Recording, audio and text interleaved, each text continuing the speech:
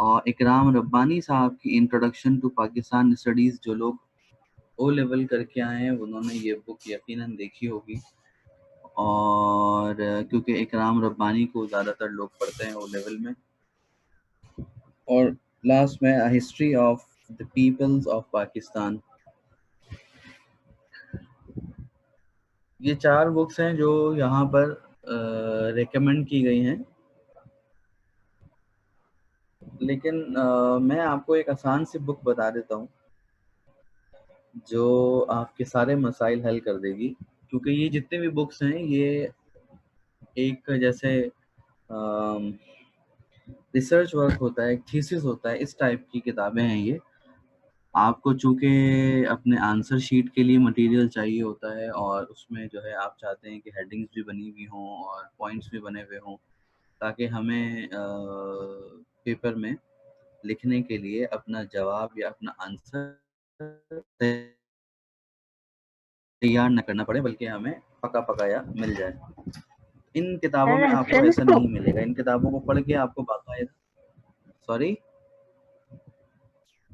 Reference book. हाँ, मैं ये कह रहा हूँ कि ये जो 4 बुक्स यहाँ पर रिकमेंड की हुई है ना, जो आपको नज़र आ रही हैं स्क्रीन पर, ये उस टाइप की रेफरेंस बुक्स नहीं है। ये एक तरह का जो है ना, आप कह सकते हैं कि ये थीसिस है। तो उसमें से आपको निचोड़-निचोड़ के अपना मनपसंद काम निकालना पड़ेगा। आपको आदत है रेफरेंस बुक्स की, बचपन से आप वही पढ़ते हुए आ रहे हैं। तो उसके लिए एक किताब है, डॉक्टर आज़म चौधरी साहब हैं, ये नोट कर लीजिएगा, डॉक्टर आज़म चौधरी साहब हैं। इनकी पाकिस्तान स्टडीज़ की बुक मिलती है डिग्री क्लासेस के लिए। उर्दू वर्ज़न भी है और इंग्लिश में भी है। तो वो अगर आप ले लेंगे तो आपके सारे के सारे मसाइल हल हो जाएँगे और आपको किसी किस्म के नोट्स की या किसी किस्म की और किसी किताब की ज़रूरत नहीं पड़ेगी।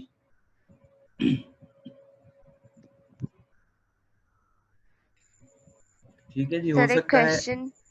जी, जी, पूछिएगा। सर जैसे इस्लामियात हम मोस्टली उर्दू में लेके चले थे, पीएचडी उर्दू में तो नहीं लेके चलेंगे ना? हाँ, ज़ाहिर है, ज़ाहिर है। मैंने तो उर्दू में ली थी। हाँ, तुम तो उर्दू में दे देना, कोई मसला नहीं है। इतनी सर मतलब मतलब आप इंग्लिश वालों के हिसाब से पढ़ाएंगे ना? चंदा, मैं दोनों के हिसाब से पढ़ाऊँगा, आप क्यों टेंशन ले रही हो? चलो फिर ठीक है। ठीक है, मतलब हल्का नहीं लो यार, आप हल्का क्यों ले रहे हो मुझे? हाँ सर, आप पे भरोसा है, आप सब हाँ, साथ लेके चलते हैं। सर आप नोट्स प्रोवाइड करेंगे, ये हानिया, सुभान अल्लाह। जी बेटा करेंगे, आप टेंशन नहीं लें, सब कुछ जब तक ज़िंदा हैं आपकी हर ख्वाहिश पूरी करेंगे।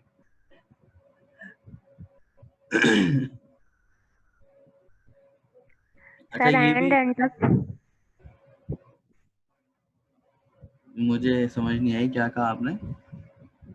एंड तक। एंड टाइम तक ये टॉन्ट मार रही हो या थप्पड़ मार रही हो?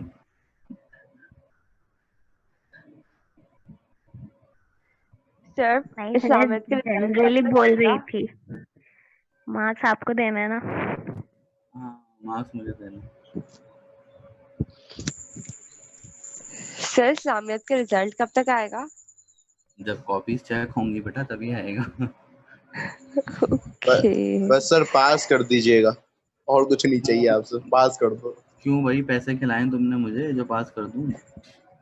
सर आपको इतना प्यार देते हैं हम, अब इतना तो हक वो बनता है तो थोड़ा मुझे सा। बहुत सारे लोग देते हैं बेटा, किस किस का प्यार संभालूं?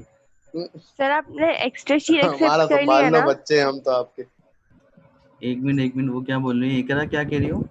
आपने एक्स्ट्रा शीट एक्सेप्ट कर लिया ना? हाँ हाँ, सब एक्सेप्ट कर लिया। तो फिर चलेगा।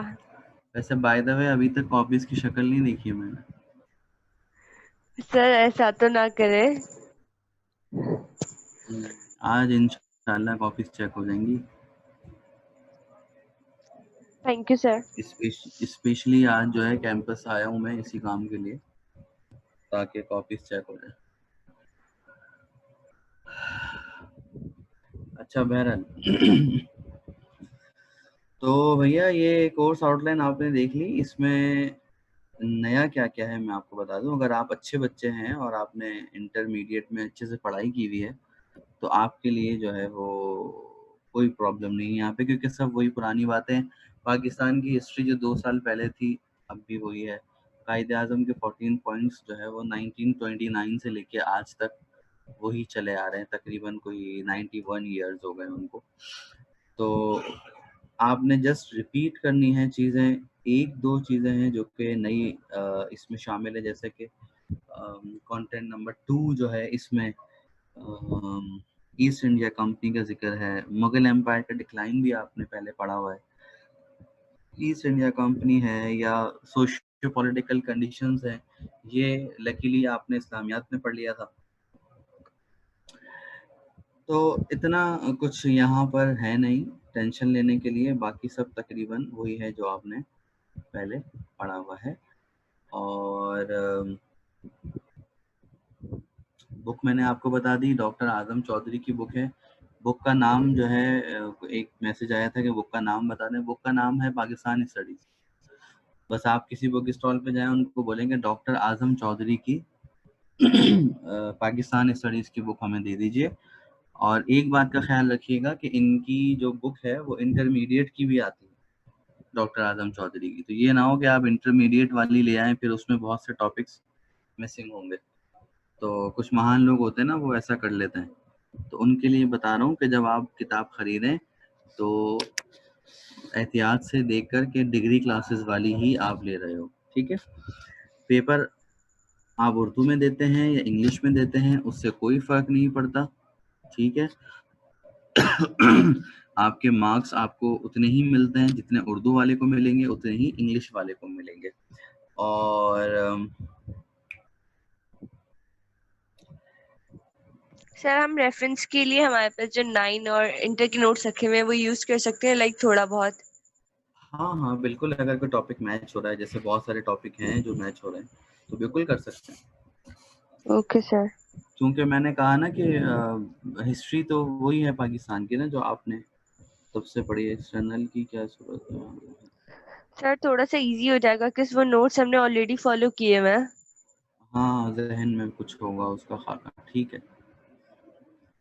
फायदा पूछ रही है कि एक्सटर्नल की क्या सूरत हाल है। I have no idea about external examination. मेरे ख्याल में अगस्त में ही हो जाएंगे जहाँ तक मुझे लग रहा है, क्योंकि कुछ डिपार्टमेंट्स के पेपर स्टार्ट कर दिए हैं कराची यूनिवर्सिटी में, पेपर चल रहे नहीं हैं वहाँ सर, पे। पोस्टपोन्ड हो गया। हो सकता है वो बारिश की वजह से हो गए हो, अदरवाइज सर रीटेक वालों के होने थे ना अभी। हाँ रीटेक वालों के होने थे और एक दो और कोई डिपार्टमेंट्स थे उनके फ्रेश एग्जामिनेशन भी स्टार्ट कर दिए थे सर कराची ऑनलाइन यूनिवर्सिटी ही। में। नहीं नहीं ऑनलाइन नहीं भाई, एसओपीज के साथ। तो उम्मीद है कि इंशाल्लाह इंशाल्लाह इंशाल्लाह अगस्त में आपके भी एक्सटर्नल एग्जामिनेशन हो जाएंगे एसओपीज सितंबर के में साथ। यूनी खुल जाएगी हमारी। सितंबर में तो इंशाल्लाह 15 सितंबर से अनाउंसमेंट हुई है, अल्लाह करे कि अल्लाह करे बस खुली जाए इस बार। अच्छा जी, अरे यार ये कहने वाला था, जज़ाकल्लाह। अच्छा चले तो कोर्स कंटेंट आपने देख लिया। अच्छा कुछ जो है ना, अब सवाल है, जो पूरी कोर्स आउटलाइन मैंने आपको अभी दिखाई है, आज हमने इसमें से कुछ भी नहीं पढ़ना और आज हमने कुछ बातें करनी है, कुछ क्वेश्चंस मैंने आपसे पूछने हैं जो कि शायद आपसे पहले कभी किसी ने ना पूछे हों। तो आपको स्क्रीन नजर आ रही है? जी सर आ रही है।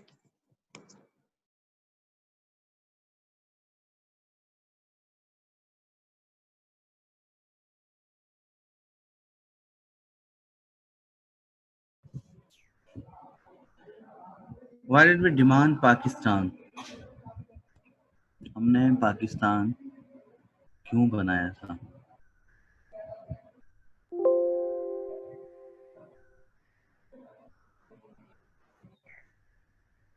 सर मुस्लिम्स को उनके राइट्स देने सर के आई लिए डोंट नो। कि वो अपने फेस्टिवल्स और अपने कल्चर्स और उन सबको फॉलो कर सकें दो बिना कौमी किसी रोक नजरिए टोक मिलते के, और जुलते उन्हें नहीं है। इतनी आज़ादी मिले, और उतने उन्हें भी उतनी आज़ादी मिले जितने की है ना हिंदूज को मिल रही है, और वो किसी के अंडर रहकर जो है वो काम ना करे, ना किसी से दब कर करे।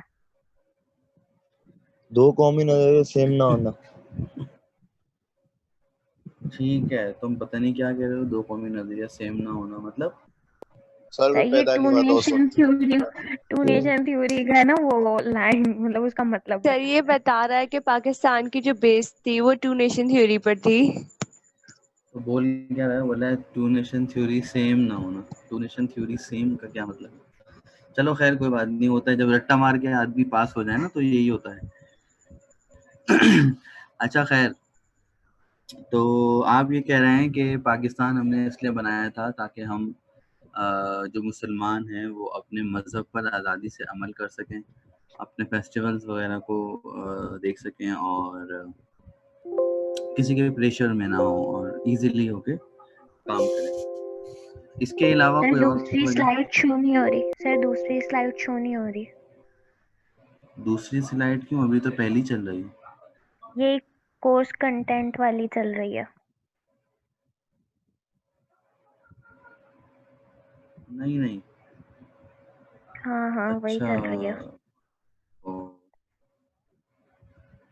ठीक है ठीक है ठीक है ठीक है ठीक है, वो मैंने उसको चेंज नहीं किया। एक मिनट एक मिनट।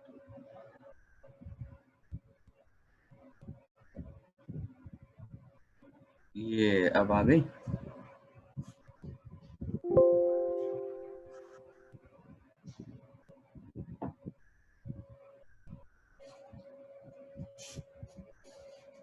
तो जनाब एक वजह तो हो गई, इसके अलावा कोई और वजह?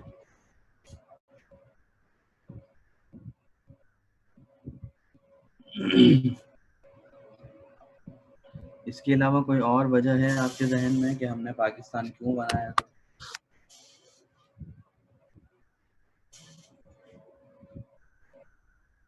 ऐसे आपने खामोश नहीं रहना है, आज आपकी बारी है बोलने की।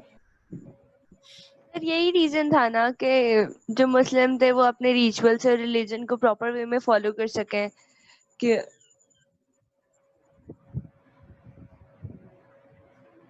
ओके। सर ब्रिटिश के जो है वो मतलब प्रेशर में आके उन्हें वर्क ना करना पड़े, मतलब वो जो थे ब्रिटिश जो थे वो अपना मतलब सारे मुसलमानों को गुलाम बनाना चाहते थे ना। ठीक है, मतलब वो एट द एंड वही वजह हो गई ना गुलामी कि से हमें जो है वो मजहबी गुलामी से आज़ादी निपटना। चाहिए। हमें मजहबी आज़ादी चाहिए थी हाँ और हमें वहाँ पर अपने मजहब पर अमल करने नहीं दिया जा रहा था। तो क्या हम अपने मकसद में कामयाब हुए? सवाल पे सवाल। ऑब्वियस, एक अलग मुल्क मिल गया तो मुसलमान जो है वो अपने मतलब अपने राइट्स को और अपने जो है वो कल्चर्स वगैरह को फॉलो कर रहे हैं ना, और किसी की गुलामी नहीं कर रहे, किसी की गुलामी नहीं कर रहे है ना। ठीक है, बिल्कुल ऐसा ही है। यानी कि आपको मजहबी आज़ादी हासिल है, आप जो चाहें वो आप यहाँ पे कर सकते हैं, और बल्कि बहुत से ऐसे काम भी हम कर जाते हैं जो कि हमें नहीं करने चाहिए, लेकिन मजहबी आज़ादी इतनी ज़्यादा है कि कोई हमें रोक टोक करने वाला नहीं है। इसके बरक्स अगर आप देखें उन लोगों को जो कि इंडिया में जो मुस्लिम्स हैं उन्हें बहुत सारी पाबंदियों का सामना करना पड़ता है, बहुत सारे मसाइल वो फेस करते हैं अपने मज़हब पर अमल करने में। बहुत सारे काम ऐसे हैं जो कि वो नहीं कर पाते वहाँ पर। तो ये तो बनता है जवाब कि हम यकीनन कामयाब हो गए। कुर्बानी, बिल्कुल गाय की कुर्बानी नहीं कर सकते और बहुत सारे मसाइल। चलें, ये तो हुआ पहला सवाल। अब आ जाता है दूसरा सवाल।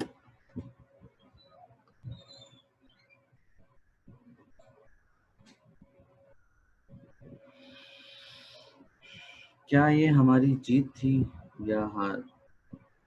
सर ऑब्वियसली हमारी विक्ट्री थी, जो हमारा मतलब एम था वो फुलफिल हो गया था। मतलब मेन तो हमें रिलीजियस इंडिपेंडेंस ही चाहिए थी ना, वो मिल गई पाकिस्तान और इंडिया के सेपरेशन पर। Yes sir. अच्छा मतलब ये है कि पाकिस्तान बनाना हमारी जीत थी 100%। सर लेकिन पाकिस्तान बनाना मतलब एक मुल्क बनाना सिर्फ जीत नहीं थी, मुसलमानों को उनके हुकूक देना और मतलब उनकी आज़ादी हमारी जीत थी। वो तो जाहिर है ना कि मुल्क उसी मकसद के लिए बनाया गया था ना, कि हम आज़ाद हो सकें और मुसलमानों को जो हुकूक नहीं मिल रहे वहाँ पर वो मिल सके। अच्छा एक सवाल मैं आपसे पूछता हूँ, एक एग्जांपल है। एक बंदा है, मैंने उसको 1,00,000 रुपए कर्जा दिया है, ठीक है, और उसने मुझे कहा कि मैं तुम्हें अगले महीने तुम्हारा कर्जा लौटा दूंगा। अब क्या हो रहा है कि अगले महीने जब मैंने उससे कहा कि भाई मुझे पैसे वापस चाहिए, तो वो मुझे पैसे वापस नहीं दे रहा और मुझे बहुत ज़्यादा ना परेशान कर रहा है, डिले कर रहा है। और काफ़ी टाइम के बाद उसने मुझे 1,00,000 में से 10,000 वापस कर दिए और कहा कि बस और नहीं मिलेगा। मेरा फ़ायदा हुआ या नुकसान? नुकसान।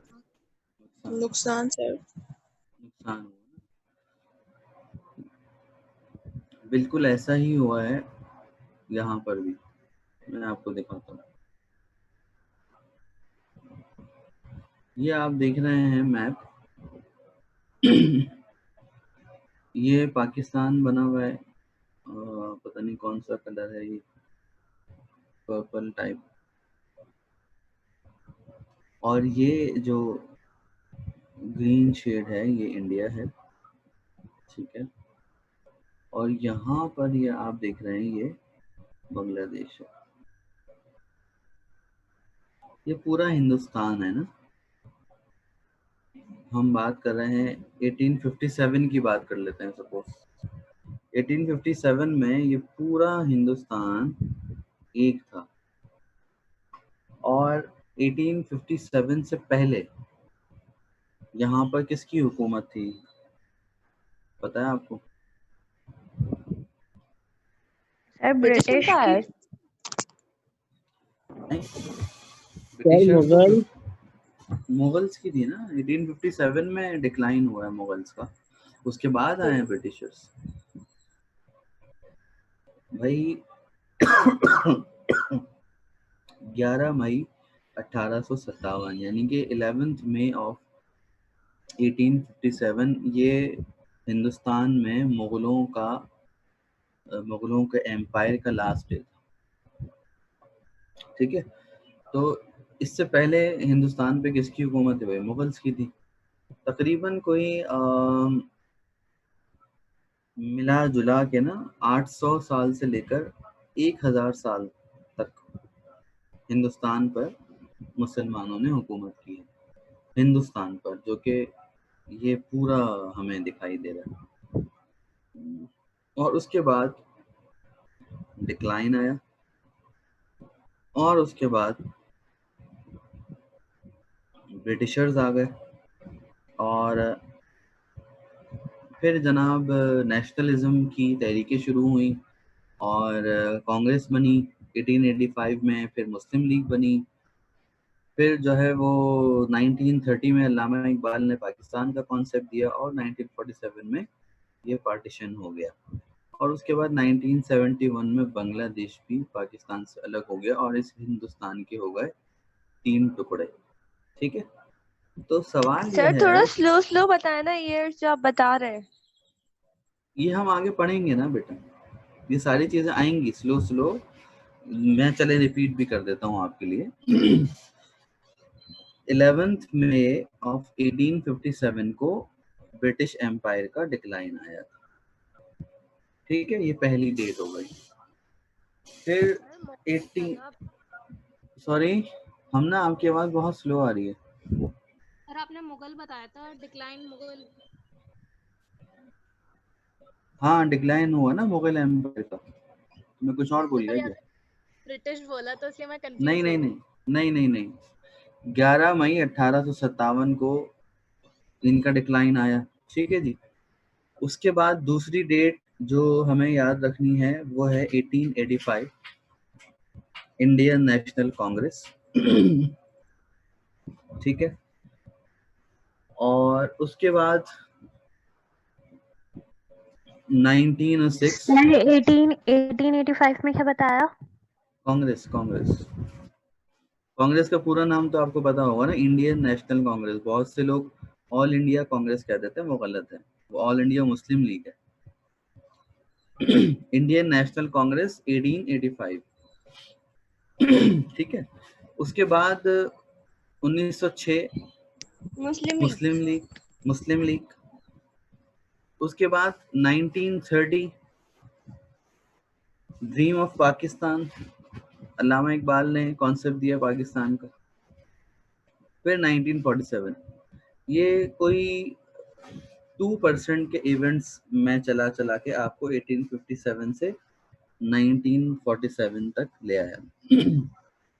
तो हम इसी बात को कनेक्ट कर रहे हैं अपनी उस बात से जिस बात से हम यहाँ आए हैं, जो हमारा लास्ट क्वेश्चन था, जो मैंने एग्जाम्पल दी आपको 1 लाख रुपए वाली और 10,000 वाली। ये इतना बड़ा हिंदुस्तान है ना, ये देखिए यहाँ से ये शुरू हो रहा है और यहाँ तक ये चल रहा है, बल्कि ये भी चल रहा है। ये जो इधर बर्मा के साथ जो है ना, बांग्लादेश और बर्मा के दरमियान जो, ये भी हिंदुस्तान है।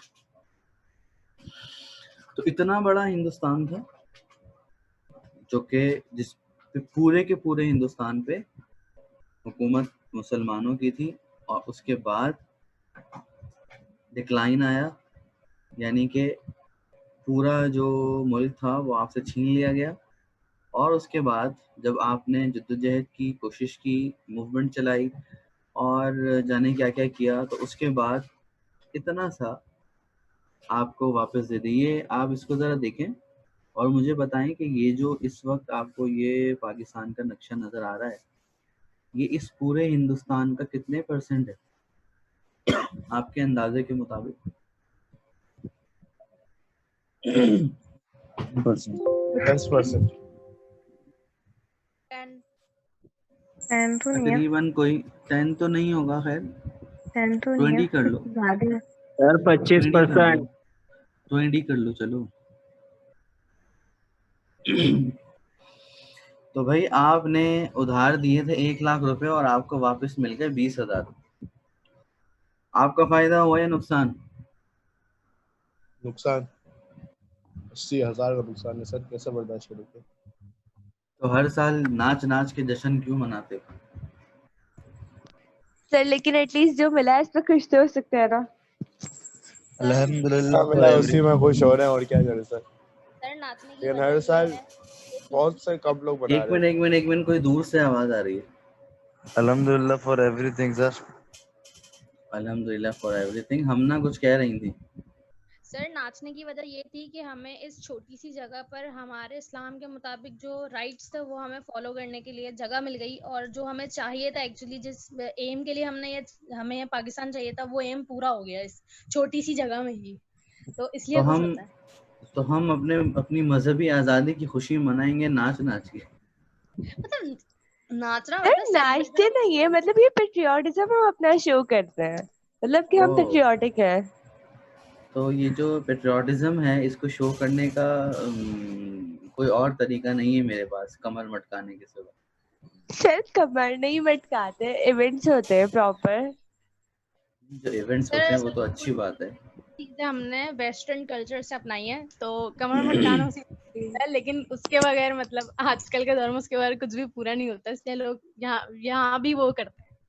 जी जी जी जी, वही वही तो मैं कह रहा हूँ ना, उसी से तो उसी पे एतराज है मुझे। जो इवेंट्स होते हैं उन पे तो एतराज नहीं है, वो तो अच्छी बात है। आपके दिल में जो दबी हुई मोहब्बत होती है पाकिस्तान की, वो दोबारा से जाग जाती है, और बहुत कुछ पता चलता है आपको पाकिस्तान के बारे में, अपने हीरोज के बारे में। इसमें तो मसला नहीं है, लेकिन चलो खैर, क्या करें, वो ला हासिल बहस। तो भाई ये जो एतराज़ था ना, उसका जवाब वही है कि हमारा जो मकसद था, पूरा हिंदुस्तान हमें नहीं चाहिए, क्योंकि पूरे हिंदुस्तान में मुसलमान नहीं है ना। पूरे हिंदुस्तान की जो आबादी थी उस टाइम की, उसका 1/3 जो है वो मुसलमान थे। मतलब आज इंडिया की आबादी कितनी है? 125 करोड़ है। और पाकिस्तान की आबादी कितनी है? 22 25 करोड़। करोड़। हम उसको एक अंदाजे के मुताबिक ना, एक हम फर्ज कर लेते हैं, तो 25 करोड़ मुसलमान हिंदुस्तान में है और 25 करोड़ मुसलमान पाकिस्तान में है। तो